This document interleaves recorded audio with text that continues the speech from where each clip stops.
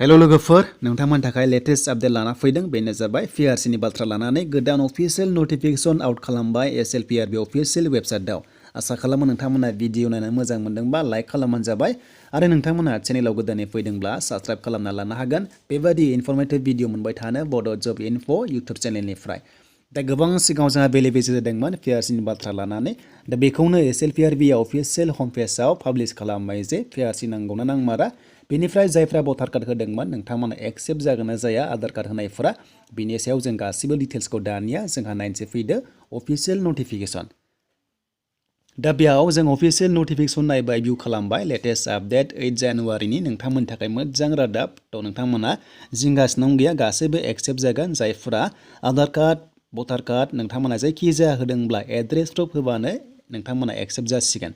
दा बेयाव बुंखादों पिआरसि will not be required होनना बुंखादों जे नोंथांमोना पिआरसि नांलायथारा एप्लाइ खालामनाय समाव बिनिफ्राय एससि एसटि अबिसि नोंथांमोना पिआरसि नाङा आरो जेब्ला नोंथांमोना एपइन्टमेन्ट मोनगोन अब्लासो पिआरसि श' खालामनो हागोन बा नोंथांमोना नांगौ जागोन नाथाय लोगोफोर एप्लाइ खालामनायाव पिआरसि नाङा बे क्लियार जाबाय